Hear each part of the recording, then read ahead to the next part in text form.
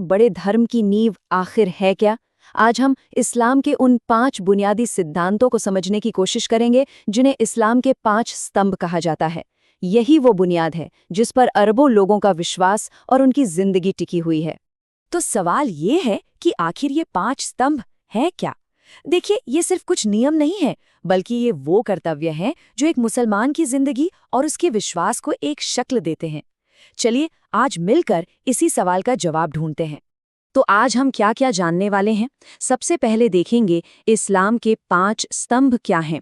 फिर एक एक करके बात करेंगे कलमा की, नमाज की, रोजे की, ज़कात की और आखिर में हज की। हर एक को करीब से समझेंगे। तो चलिए शुरू करते हैं।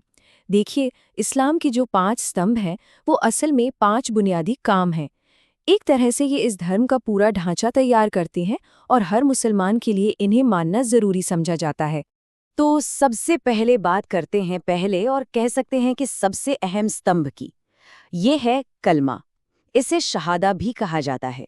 असल में यही वो बुनियाद है जिससे कोई इस्लाम में दाखिल होता है, एक मुसलमान बनता है। तो ये एक बहुत ही सीधी सादी घोषणा, लेकिन इसका मतलब बहुत गहरा है।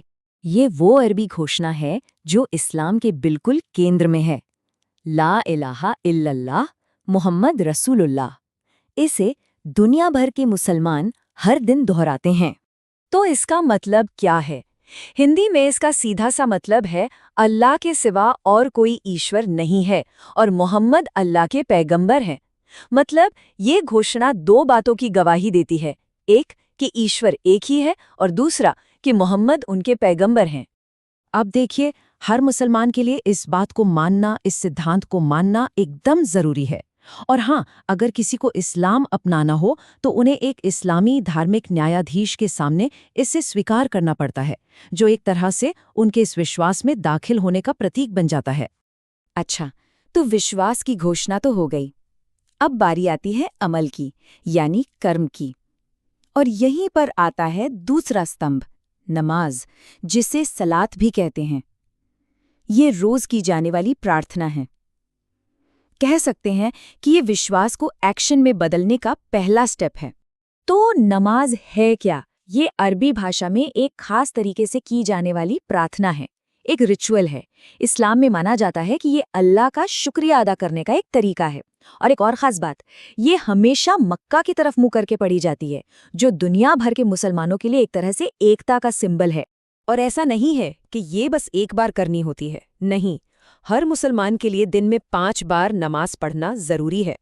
जरा सोचिए, दिन में 5 अलग अलग वक्त पर जब ये प्रार्थना होती है तो ये एक तरह का आध्यात्मिक अनुशासन भी बनाती है और ईश्वर से एक गहरा कनेक्शन भी बनाए रखती है। चलिए अब आगे बढ़ते हैं तीसरे स्तंभ की तरफ। ये है रोज़ा, मतलब वो व्रत जो इस्लामी कैलेंडर के 9वें महीने रमज़ान के दौरान रखा जाता है। ये महीना सेल्फ कंट्रोल और रूहानी तौर पर खुद को पाक करने का वक्त होता है। अब सवाल ये है कि रोज़ा रखा क्यों जाता है? इसके पीछे 2 बड़े मकसद हैं। पहला तो ये कि दुनिया की बाकी चीज़ों से ध्यान हटाकर अल्लाह के करीब महसूस किया जाए, और दूसरा जो बहुत अहम है वो ये कि जब कोई खुद भूखा रहता है तो उसे गरीबों और ज़रूरतमंदों की तकलीफ का एहसास होता है, उनके लिए हमदर्दी पैदा होती है। तो रोज़े के नियम क्या हैं? देखिए, सूरज निकलने से लेकर सूरज डूबने तक कुछ भी खाने पीने की इजाज़त नहीं होती। सिर्फ इतना ही नहीं, बेकार के कामों और यौन गतिविधियों से भी परहेज करना होता है। हाँ, एक बात जरूरी है कि अगर कोई किसी मजबूरी में है या कोई मुश्किल है तो उस हालत में रोज़ा रखना जरूरी नहीं होता। इसके बाद आता है चौथा स्तंभ, जिसे कहते हैं ज़कात। अब ज़कात सिर्फ चैरिटी या दान नहीं है, ये एक ज़रूरी सालाना दान है। इसे समुदाय के प्रति एक जिम्मेदारी की तरह देखा जाता है। तो ज़कात है क्या? ये एक सालाना दान है जो हर उस मुसलमान को देना जरूरी है जो आर्थिक रूप से मजबूत है, और ये पैसा गरीब मुसलमानों में बांटा जाता है। आप इसे एक तरह का सोशल वेलफेयर सिस्टम भी कह सकते हैं, एक धार्मिक जिम्मेदारी जो समाज में दौलत का बैलेंस बनाए रखने में मदद करती है। तो सवाल उठता है कि कितना दान देना होता है? ज्यादातर मुसलमान अपनी सालाना आमदनी का 2.5% यानी 2.5% दान करते हैं। ये एक फिक्स्ड परसेंटेज है, जिससे ये पक्का हो जाता है कि मदद एक सिस्टमैटिक तरीके से लोगों तक पहुंचे। अच्छा, इसके पीछे जो धार्मिक सोच है वो ये है कि इंसान के पास जो भी दौलत है वो असल में अल्लाह की दी हुई है और इंसान सिर्फ उसका रखवाला है। और ये माना जाता है कि दान देने से जन्नत मिलती है और ये उनके धन को पाक करने का एक जरिया भी है। और अब हम आ गए हैं 5वें और आखिरी स्तंभ पर। ये है हज, यानी सऊदी अरब के मक्का शहर की वो पाक तीर्थ यात्रा। ये दुनिया के सबसे बड़े सालाना जमावड़ों में से एक है। तो हज एक धार्मिक तीर्थ यात्रा है। ये इस्लामी कैलेंडर के 12वें यानी आखिरी महीने में होती है, जब लोग मक्का शहर जाते हैं। और इस दौरान दुनिया के कोने-कोने से लोग एक जगह पर इकट्ठा होते हैं। लेकिन क्या ये सबके लिए जरूरी है? नहीं। हज उस हर मुसलमान के लिए जिंदगी में एक बार करना जरूरी है जो सेहतमंद हो और इस यात्रा का खर्च भी उठा सके। ये बराबरी का एक बहुत बड़ा प्रतीक भी है, क्योंकि वहां सब लोग एक जैसे कपड़े पहनते हैं, कोई छोटा बड़ा नहीं। तो चलिए एक बार फटाफट इन 5 स्तंभों को दोहरा लेते हैं।